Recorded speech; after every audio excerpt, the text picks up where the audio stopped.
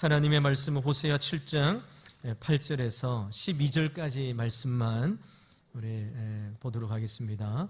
호세아 7장 8절에서 12절까지 말씀, 제가 말씀을 봉독하도록 하겠습니다. 에브라임이 여러 민족 가운데서 혼합되니 그는 곧 뒤집지 않은 전병이로다. 이방인들이 그의 힘을 삼켰으나 알지 못하고 백발이 무성할지라도 알지 못하는도다.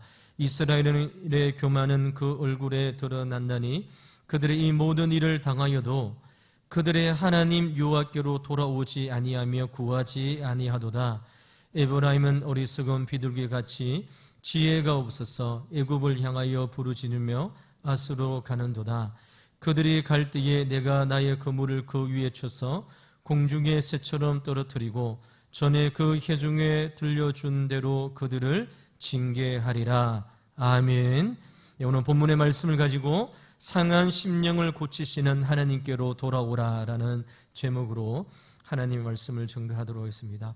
하나님께서 이스라엘 백성들, 애굽에서 430년 동안 종살이하고 온 이스라엘 백성들을 구원하시고 출애굽하셔서 광야로 인도하셔서 이스라엘 백성들에게 하나님이 어떠한 분이신지를 이제 말씀하는 내용이 있습니다.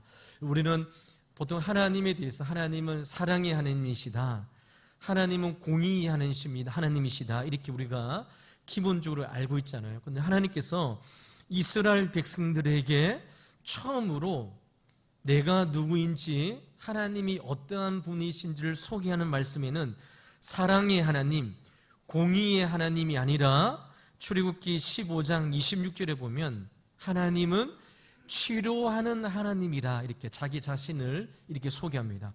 출애굽기 15장 26절 말씀인데요. 이르시되 너희가 너희 하나님 나 여호와의 말을 들어 순종하고 내가 보기에 의를 행하며 내 계명에 귀를 기울이며 내 모든 규례를 지키면 내가 애굽 사람에게 내린 모든 질병 중 하나도 너희에게 내리지 아니하느니 나는 너희를 치료하는 여호와임이니라 라고 말씀하고 있습니다. 나는 너희를 치료하는 하나님이라, 이렇게 하나님께서 이스라엘 백성들에게 하나님 당신이 누구인지를 이제 소개하는 것이죠. 이런 이스라엘 백성들은 애굽에서 430년 동안 종살이를 하면서 하나님이 누구인지를 까먹어 버립니다. 아브람과 이삭과 야곱과 요셉을 통해서 하나님께서 약속해 주셨던 그 하나님이 이런 애굽에서 430년 동안 삶을 살아갈 때에 하나님이 어떠한 분이실지 까먹은 것이죠. 그러한 이스라엘 백성들에게 하나님께서 나는 너희를 처음으로 알린 것이 치료하는 하나님이라는 것이죠. 이런 나는 너희를 치료하는 하나님이라, 이 말씀은 곧 이스라엘이 하나님께 치료를 받아야 하는 상태임을 의미하는 것입니다. 문제는 정작 치료를 받아야 될 이스라엘은 자신들의 상태에 대하여 무지하고 있다는 것이죠. 나는 너희를 치료하신 하나님이라 이렇게 이야기하는데 이스라엘 백성들은 나는 병에 든 것이 아닌데요, 나는 질병에 걸린 것이 아닌데 라고 생각하는 것이죠. 그래서 하나님은 이스라엘로 하여금 이스라엘 백성들의 자신들의 상태를 정확하게 진단하기 위하여 이스라엘 백성들을 광야로 인도하십니다. 성경에 보니까 하나님께서 애굽에서 이런 지중해를 거쳐서 가나안 땅으로 바로 들어가면 사흘 길이면 이스라엘 백성들이 가나안 땅에 도착합니다. 그런데 하나님께서 그렇게 쉬운 길을 놔두고 하나님께서 이런 애굽으로 홍해로 인해서 하나님께서 광야로 이스라엘 백성들을 인도하시는 것이죠.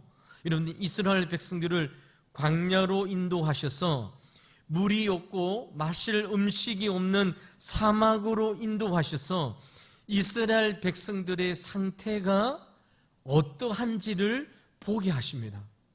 여러분, 이스라엘 백성들이 광야로 들어가서 사막에 들어가서 그들은 어떤 일들을 하게 되십니까? 하나님을 향하여 불평하고 원망합니다. 하나님 어떻게 이럴 수 있냐고. 하나님, 우리가 애굽에서 살 때는 고기 가마에서 먹고 마셨는데 광야에 나오니까 하나님 먹을 것도 없고 마실 물도 없이 하나님에 대하여 원망하고 불평하는 것이죠.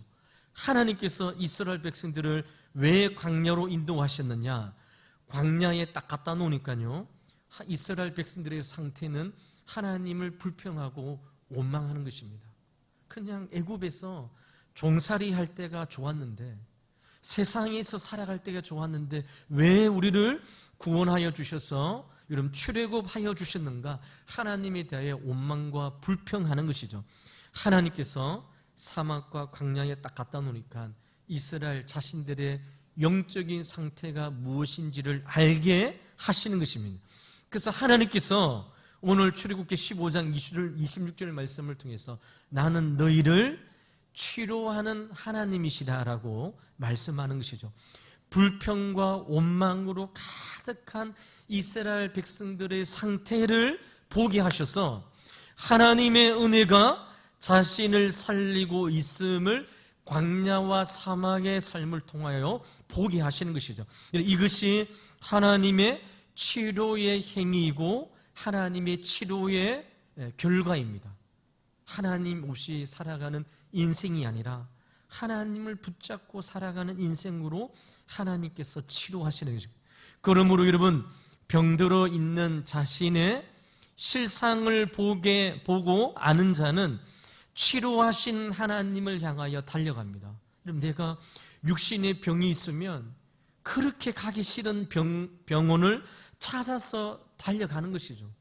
여러분, 인터넷을 통해서 여러분 무릎 수술이 잘하는 데 있으면 막 서대문에도 쫓아가고요, 용한 의원을 찾아가게 되어져 있습니다. 그런데 여러분, 반면에 자신의 실상, 자신이 병들어 있다는 사실을 깨닫지 못하면, 알지 못하면 치료하시는 하나님보다 무엇을 원할까요? 나의 것을 채워주고 이 세상에 많은 것을 복을 허락해 주시는 하나님의 복을 향하여 달려가게 되어져 있습니다. 그래서 하나님께서는 이스라엘 백성들을 향하여 너의 실상을 보라는 것입니다.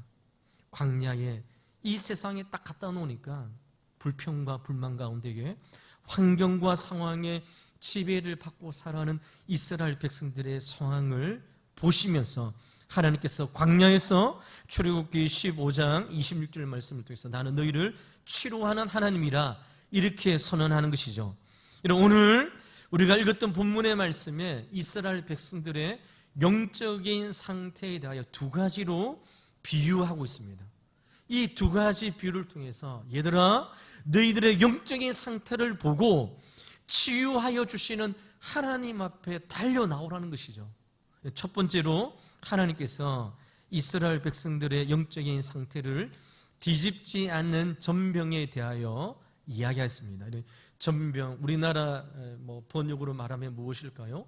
뒤집지 않은 부침개, 이렇게 되겠죠. 그래서 여러분 8절 말씀을 한번 보시기 바랍니다. 오늘 본문 8절 말씀에 보니까 에브라임이, 여기서 에브라임은 북이스라엘이죠, 여러 민족들 가운데 혼합되어 그는 곧 뒤집지 않은 전병이로다라고 말씀합니다.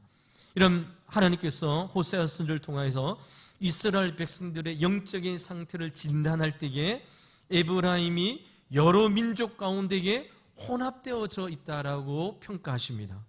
이스라엘이 여러 민족들 가운데 섞여 살면서 그들과 구별되어진 삶을 사는 것이 아니라 혼합되어져 있는 것이죠. 이런 정치, 경제, 문화적으로, 종교적으로 완전히 다른 민족과 혼합되어져 있는 상태입니다. 이런 이스라엘 백성들이 애굽에 있을 때는 그들은 무엇을 섬겼습니까?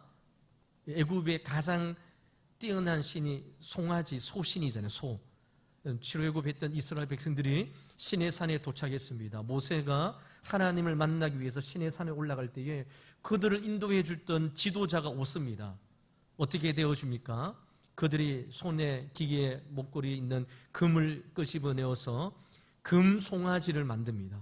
그리고 금 송아지를 만들고 거기에 제사하면서 무엇이라 합니까? 우리를 애굽에서 인도하여 준 신이 바로 금 송아지 신이라고 이야기합니다. 이스라엘 백성들은 애굽에 있을 때에 구별된 삶을 살아간 것이 아니라 혼합되어서 소를 섬기는 민족으로 살아간 백성입니다. 그러면 사랑하는 성도 여러분, 가나안 땅에 도착했을 때에 하나님께서 약속의 땅인 가나안 땅에 이스라엘 백성이 도착했을 때에 그들 주위에 블레셋 7족속이 있었습니다. 그들과 함께 구별된 백성으로 살아갔나요? 결국 그렇지 않죠. 가나안 땅에 도착했을 때에 이스라엘 백성들이 비의 신이라고 하는 바알 아세라 신을 섬기는 자들이 바로 이스라엘 백성들의 삶이었습니다. 애굽에서도 송아지를 섬기고요, 가나안 땅에 도착해서도 바알과 아세라 신을 섬기고 하나님도 섬기고 바알도 섬기는 자들이었습니다. 그러면 이스라엘 백성들이 바벨론으로 포로로 잡혀갔을 때는 어떻게 될까요? 여러분 성경에 보니까 바벨론의 포로로 잡혀가서 바벨론 시대의 사람들이 해와 달과 별들을 섬기는 사람들이었습니다. 그런 종교를 가지고 있는 사람들과 융합되어서 함께 섞여서 살아가는 것이죠. 바벨론 포로로 잡혀갔어도 이스라엘 백성들은 정신을 차리지 못하고 해, 달, 별, 일월 성신을 섬기는 민족이라는 것이죠. 그래서 하나님께서 이스라엘 백성들의 영적인 상태를 가리켜서 여러 민족들 가운데에 혼합되어져 있다, 이렇게 말씀하고 있는 것이죠. 하나님께서 이스라엘 민족을 구원하신 이유가 무엇입니까? 이방 민족과 똑같이 살아가는 모습을 기대한 것이 아닙니다. 하나님께서 이스라엘 백성들을 구원하시고 이스라엘 백성들을 이야기하잖아요.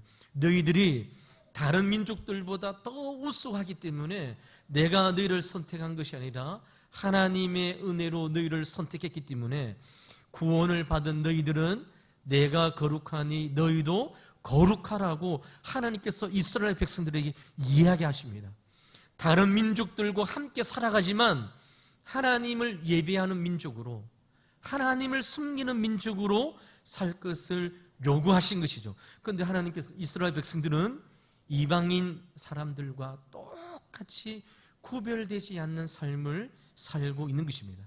그래서 하나님은 북이스라엘 향해서 오늘 8절 말씀을 통해서 뒤집지 않는 전병과 같다라고 말씀합니다. 여러분, 우리가 음식을 만들 때에 우리 부침개를 밀가루 해서 또 뭐 그 안에 파도 넣고 해물도 넣고 이제 부침개를 만듭니다. 부침개를 구울 때에 적당하게 익을 때 뒤집어야 되잖아요. 뒤집지 않고 한쪽만 계속 놓아두면 어떻게 되어집니까? 밑부분은 까맣게 타고 위에는 또 익지도 않고 밀가루 그대로 있고, 그래서 그러면 이 부침개를 도저히 먹을 수 없는, 그래서 밑에는 새까맣게 타고 위에는 익지도 않고 밑 중간에 있는 해물과 파 이런 거, 파전 이런 것들이 익지 않는 상태를 하나님께서 너희들의 영적인 상태가 뒤집지 않는 전병과 같다라고 말씀하고 있는 것이죠. 이것은 무엇을 의미할까요? 한쪽은 우상 숭배를 하면서 새까맣게 타주고 가는데 한쪽 면은 여호와를 잘 섬기고 있다고 생각하는 이스라엘의 영적인 상태를 가리켜서 바로 너희들이 뒤집지 않는 전병과 같다라고 말씀하고 있습니다. 하나님의 백성으로 부르심을 받았다고 한다면 하나님의 백성으로서 하나님 백성답게 살든지 아니면 하나님을 버리고 이방인처럼 살든지 이렇게 해야 되는데, 물론 이것은 여러분 하나님께서 이스라엘 백성들에게 하나님을 버리라는 것이 아니겠죠. 하나님의 뜻에 따라 하나님의 백성답게 구별된 삶을 살 것을 하나님께서 이스라엘 백성들에게 요구하시는 것입니다. 그런데 여러분, 이스라엘은 그렇게 하지 않았습니다. 이것도 아니고 이것도 아닌 뒤집지 않은 전병처럼 그들의 영적인 삶을, 영적인 상태를 하나님께서 호세아 선지를 통해서 이야기하고 있는 것이죠. 이스라엘의 실제 백성들의 삶을 한번 보시기 바랍니다. 이스라엘이 하나님을 부르지 않았습니까? 하나님을 불렀습니다. 하나님을 예배하지 않았습니까? 그들은 여러분 하나님께서 제정해 주신 안식일, 그리고 하나님께서 절기를 주셨던 절기에 여러분 이스라엘 백성은 양과 소를 끌고 제사상 앞에 와서 예배를 드렸습니다. 그런데 여러분 예배를 드렸지만 성령과 진리의 예배가 아니었습니다. 하나님의 이름을 불렀지만 그 이름에 합당한 영광을 돌리지 않는 자로 그들은 삶을 살아간 것이죠. 하나님의 백성다운 삶의 모습이 아니라 전혀 다른 모습처럼 뒤집지 않은 전병처럼 한쪽은 주일날 되어지면 교회로 와서 다른 사람들이 볼 때 신실한 성도인 것처럼 보이지만 또 세상에 가면 또 믿지 않는 사람들과 똑같게 살아가는 그러한 모습을 통해서 하나님께서 이스라엘 영적인 상태를 이렇게 평가하고 있는 것이죠. 한마디로 무엇입니까? 이것도 아니고 저것도 아니고 하나님을 믿고 신앙의 삶을 살면 완전히 주님을 향한 믿음으로 살아가야 되는데 이것도 아니고 저것도 아닌 완전히 혼합된 모습으로 그렇게 살아가는 북이스라엘의 영적인 상태를 보라는 것입니다. 이것이 하나님께서 말씀하시는 뒤집지 않은 전병과 같다는 것입니다. 이런 신약시대의 요한계시록 3장 15절 말씀 우리가 잘 알고 있잖아요. 무엇이라 말합니까? 내가 내 행위를 아노니 내가 차지도 아니하고 뜨겁지도 아니하도다. 내가 차든지 뜨겁지 하기를 원하노라 하나님께서 말씀하십니다. 여기서 차든지 뜨겁지 하라는 말씀은 둘 중에 하나를 선택하라는 것이 아닙니다. 교회를 다니든지 세상에 나가든지 이 말씀을 하는 것이 아니죠. 이 말씀은 무엇입니까? 하나님의 구원을 받은 백성이기 때문에 하나님 편에 설하는 것입니다.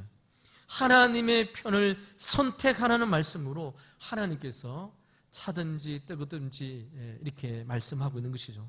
이 말씀이 바로 구약시대에 오늘 호세아 7장 8절에 말씀하는 이스라엘의 백성들의 영적인 상태, 뒤집지 않은 전병과 같다는 말씀이죠. 사랑하는 성도는 이 말씀을 볼 때에 우리는 우리 자신들을 돌아보게 되십니다. 하나님께서 나를 구원하여 주신 이유와 목적이 무엇인가 하는 것이죠. 하나님은 우리를 수많은 사람들 가운데 구별하여 당신의 자녀 백성으로 삼아 주셨습니다. 하나님의 부르심을 통하여 하나님의 백성이 된 것이죠. 그래서 하나님께서 우리에게 요구하시는 것은 이 땅의 믿음의 삶을 살아갈 때에 세상 사람들과 똑같은 삶을 살아가는 것이 아니라 세상 사람과 구별된 방식으로 살아갈 것을 우리에게 요구하시는 것이죠. 여러분 에베소서 1장 4절과 5절 말씀을 우리가 화면을 보면서 함께 우리 읽어보도록 하겠습니다. 에베소서 1장 4절과 5절 말씀 우리 같이 한번 읽어보겠습니다.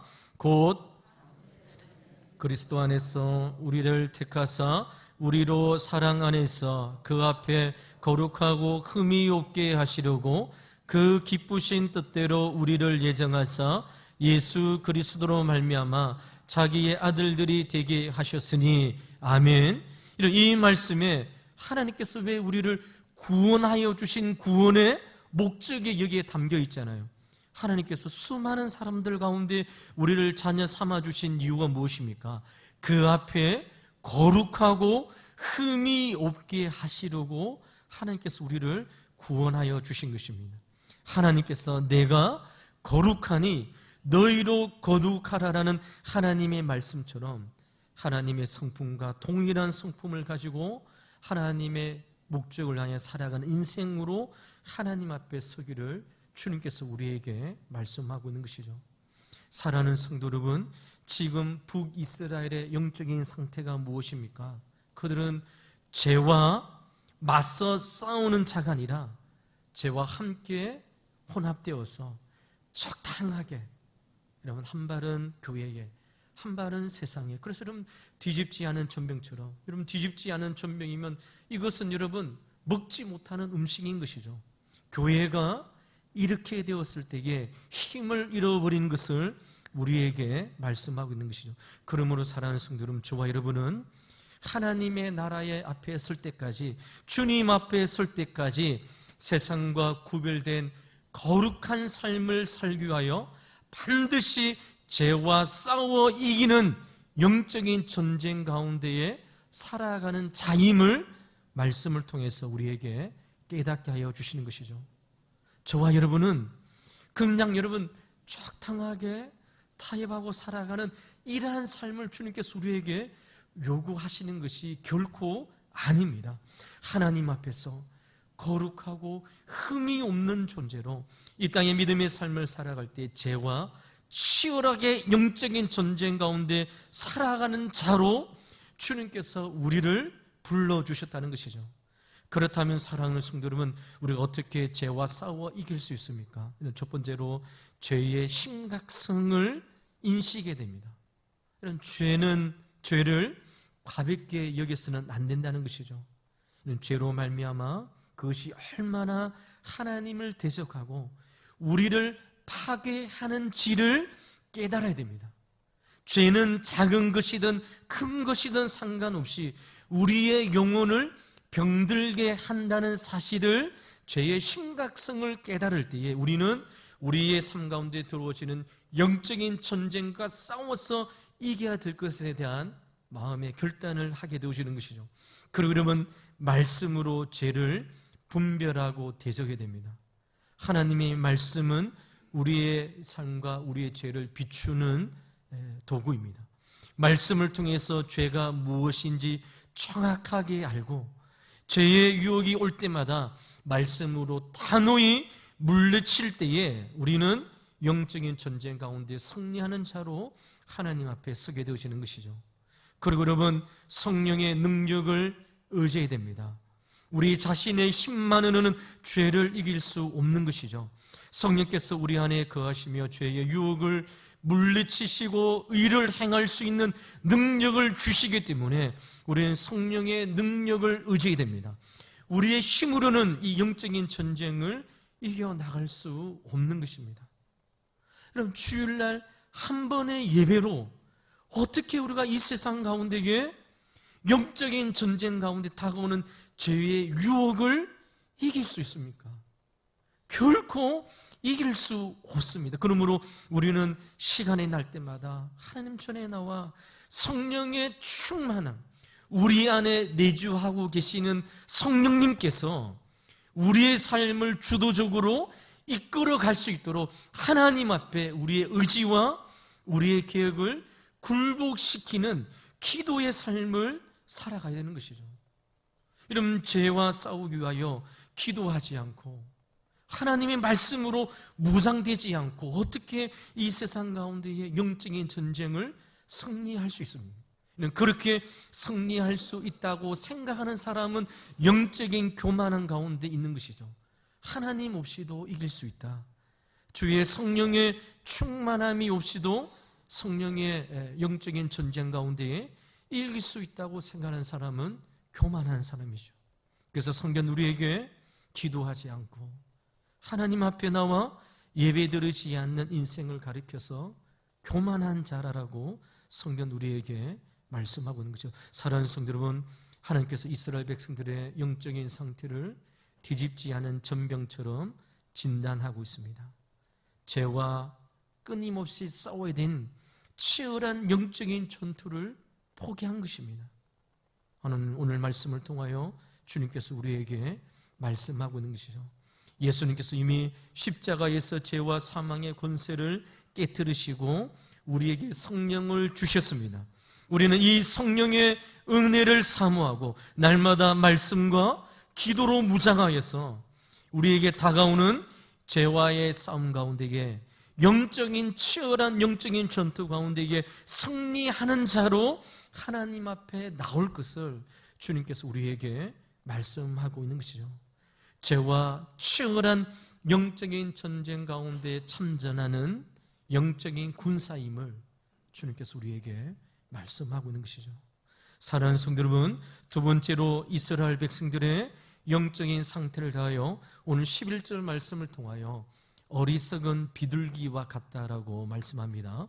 11절 말씀, 우리 같이 한번 11절 말씀 한번 읽어보도록 하겠습니다. 에브라임은 어리석은 비둘기 같이 지혜가 없어서 애굽을 향하여 부르짖으며 아수르로 가는도다 했습니다. 하나님께서 이스라엘의 영적인 상태를 볼 때에 어리석은 비둘기 같다라고 말씀합니다. 어리석은 비둘기, 이리저리 헤매고 다니고 있는 비둘기의 모습을 비유하여 이스라엘 백성들의 영적인 상태를 이야기하는 것이죠. 하나님께로 가는 것이 지혜인데, 하나님께로 날아가는 것이 하나님께서 예비해 주신 치유의 손길인데, 하나님께 나아가는 것이 아니라 아수르와 애굽으로 도움을 찾기 위하여 달려가는 이스라엘의 어리석은 모습을 비둘기와 같다라고 비유하고 있는 것이죠. 이런 하나님의 택한 백성이 고난과 어려움 가운데 있습니다. 이제 북이스라엘이 나라가 멸망하게 되어질 직전에 있는 것이죠. 그럴 때에 하나님의 택한 백성이라면 누구를 의지해야 됩니까? 하나님께로 돌아가야 되잖아요. 근데 이스라엘 백성은 어떻게 되오십니까? 여러분, 우리가 알고 있는 것처럼 이스라엘의 동쪽에 아수르라는 나라가 역사 가운데에 이제 역사의 무대에 등장하게 되어집니다. 여러분, 이스라엘 나라가 볼 때에 아수르가 우리나라를 쳐들어온다니까, 이러면 이스라엘 백성들의 정치적인 결정이 무엇입니까? 밑에 있는 애굽, 이집트, 아프리카에 있는 애굽의 도움을 손길을 구하자는 것입니다.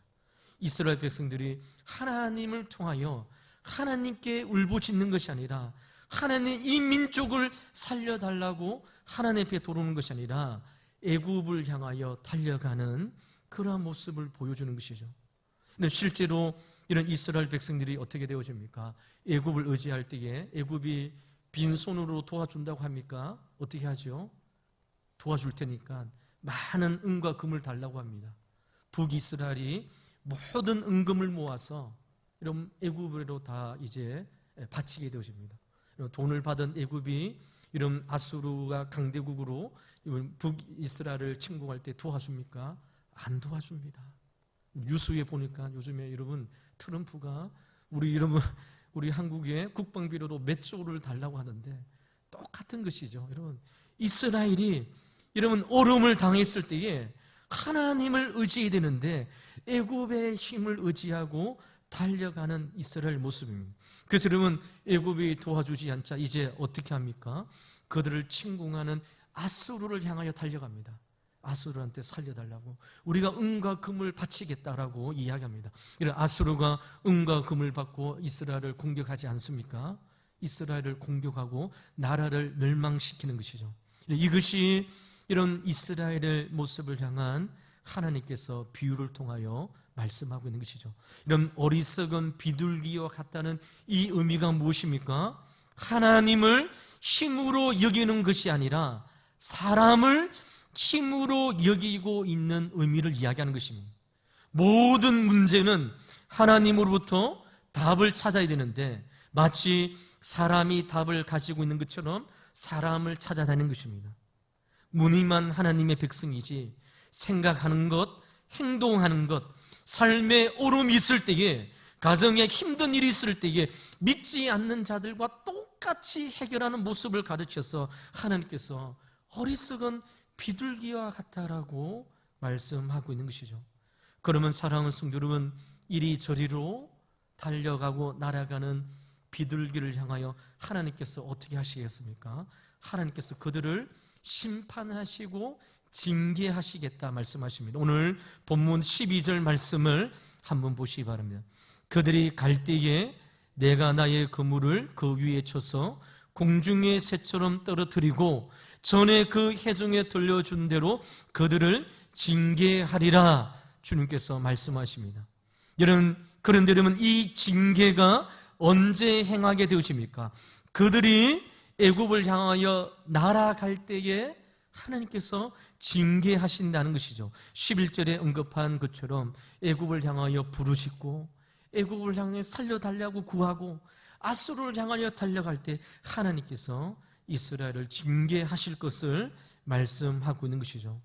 내가 의지하는 것이 나에게 해가 되어질 것을 하나님께서 말씀하시는 것이죠. 하나님은 하나님 외에 다른 것을 의지할 때에 의지하는 그것으로 나에게 해를 입히시겠다 말씀하는 것이죠. 무서운 것이지 않습니까? 내가 사람을 의지하여 그 사람이 나의 문제를 모든 것을 해결해 줄 것처럼 생각합니다. 그러나 하나님은 무엇입니까? 오히려 그 사람이 나를 해롭게 하리라 주님께 말씀하는 것이죠. 여러분, 돈을 의지하면 모든 문제를 해결해 줄 것처럼 생각했습니다. 그런데는 돈이 오히려 나를 해롭게 하겠다 하나님께서 말씀하시고 있는 것이죠. 하나님을 의지하는 것 외에 다른 것을 붙잡고 살아가는 이 세상의 그것이 오히려 나의 신앙에, 나의 믿음에 큰 걸림돌이 되어지겠다.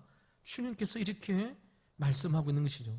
여러분, 이사야 31장 1절 말씀은 이사야가 여러분 이제 북이스라엘의 멸망의 시대에 똑같이 이 말씀을 이야기하고 있는데요. 이렇게 말씀합니다. 도움을 구하려 애굽으로 내려가는 자들은 화 있을진저 그들은 말을 의지하며 병거의 많음과 마병의 심히 강함을 의지하고 이스라엘의 거룩하신 이를 앙모하지 아니하며 여호와를 구하지 아니하나니라고 말씀합니다.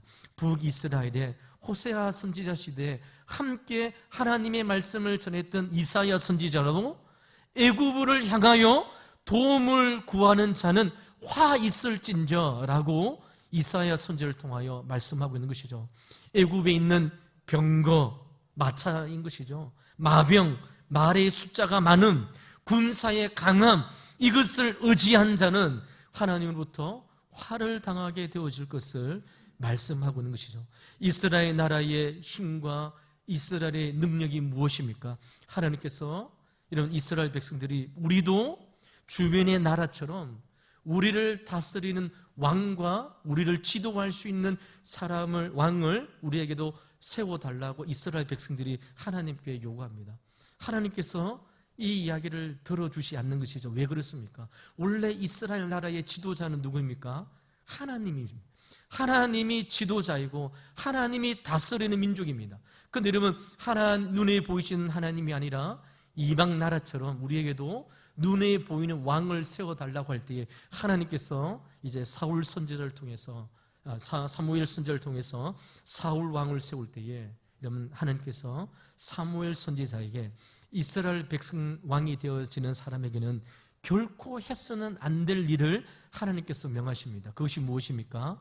인구 조사하지 말고 여러분 말을 많이 두지 말라는 것입니다. 여러분, 인구 조사를 하지 말라는 것이 무엇입니까?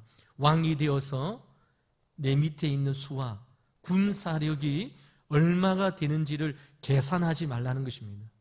하나님께서 이스라엘의 초대왕 사울 왕에게 하나님께서 말을 많이 두지 말라는 것입니다. 말이 무엇입니까? 당시에 여러분 전쟁을 가운데 이게 강력한 힘이 되어지는 것이 마차와 말이잖아요. 이거 개수하지 마라.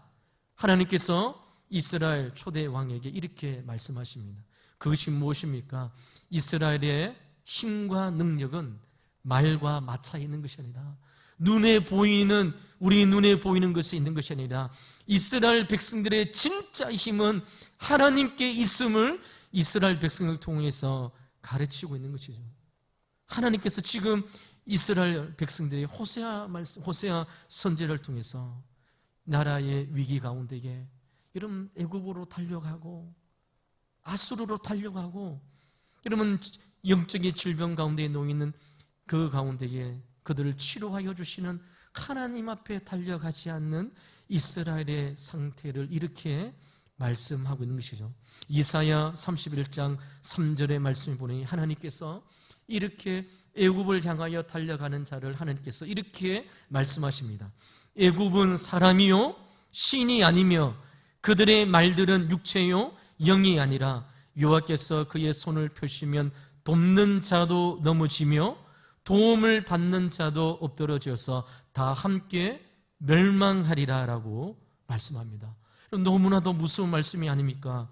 이스라엘 백성들이 그의 모든 문제의 힘이 되신 하나님을 의지하지 않고 애굽을 향하여 달려갈 때에 여러분 애굽 이스라엘 백성을 돕는 애굽도 멸망하고 여러분 도움을 받으려고 하는 이스라엘 백성도 망하게 되어지는 일들을 하나님께서 이스라엘 백성을 통하여 말씀하고 있는 것이죠. 결국 사랑하는 성도 여러분, 하나님께서 오늘 호세아 선지자를 통해서 우리를 통해서 말씀하시고자 하는 하나님의 뜻이 무엇입니까? 우리의 삶에 진정한 힘과 능력은 하나님밖에 없다는 사실을 깨달아라는 것입니다. 우리가 의지해야 될 대상, 우리가 이 세상에 믿음의 삶을 살 동안 우리가 붙잡고 의지하며 달려가야 될 존재는 하나님밖에 없다는 사실을 오늘 어리석은 비둘기의 비유를 통해서 우리에게 말씀하고 있는 것이죠. 사랑하는 성도 여러분, 하나님만이 우리가 의지해야 될 대상임을 시편 120편 이런 시편 기자는 이렇게 말씀하고 있습니다. 시편 120편 1절과 3절입니다. 우리 앞에 화면을 보시면서 우리 믿음으로 한번 고백하면서 함께 읽도록 하겠습니다. 내가 산을 향하여 눈을 들리라. 나의 도움이 어디서 올까? 나의 도움은 천지를 지으신 여호와께서로다. 여호와께서 너를 실족하지 아니하게 하시며 너를 지키시는 일과 졸지 아니하시리로다. 아멘. 하나님 우리를 실족하지 않게 하시겠다 말씀하시는 것이죠. 우리를 지키실 때에 결코 졸지도 않으시고 주무시지도 않으시는 하나님을 우리에게 말씀하고 있습니다. 그러므로 우리를 손을 들어 우리의 손길을 하나님을 향하여 들 것을, 우리의 심령을 주님을 향하여 달려갈 것을 주님께서 우리에게 말씀하고 있는 것이죠. 이 땅에 우리의 힘과 능력은 애굽이 아니라 아수르가 아니라 여러분 우리의 질병을 치유하여 주시는 하나님을 향하여 달려가라.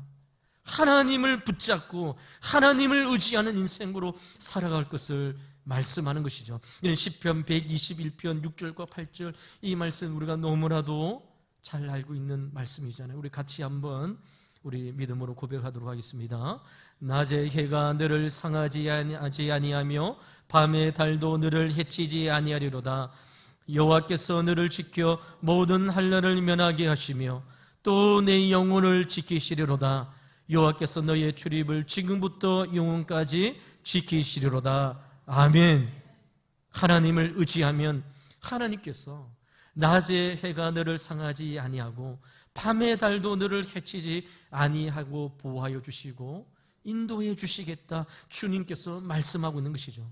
여호와께서 너를 지켜 모든 환난으로부터 면하게 해주시고 또 내 영혼을 지켜주시는데 언제부터 언제까지입니까? 영원까지 하나님께서 우리를 지켜주신다라고 주님께서 우리에게 약속하고 있는 것이죠. 그러므로 사랑하는 성도 여러분, 이 약속의 말씀에 근거해 우리는 하나님 한 분만을 의지하는 자로 주님 앞에 서야 됩니다. 그분만을 의지하는 것이 가장 복된 길입니다. 하나님만 의지하는 것이 이 세상에서 가장 지혜로운 자의 삶임을 주님께서 우리에게 말씀하고 있는 것이죠. 하나님을 의지하는 사람은 이 세상에서 가장 행복한 사람입니다. 하나님을 나의 피난처로 삼는 사람은 이 세상에서 가장 지혜로운 사람임을 주님께서 우리에게 말씀하고 있는 것이죠. 하나님을 나의 반석으로 삼는 사람은 지금 현재 가장 복된 길을 걸어가는 자임을 주님께서 우리에게 말씀을 통하여 증거하고 있는 것이죠. 사랑하는 성도 여러분, 말씀을 맺도록 하겠습니다. 하나님은 오늘 우리에게 나는 너를 치료하는 여호와이심을 우리에게 말씀하고 있습니다. 하나님은 우리를 치료하시기 위하여 이 땅에 오시고 우리를 만나주십니다. 중요한 것은 무엇입니까? 나 자신의 실상이 어떠한 자임을 아는 것이죠.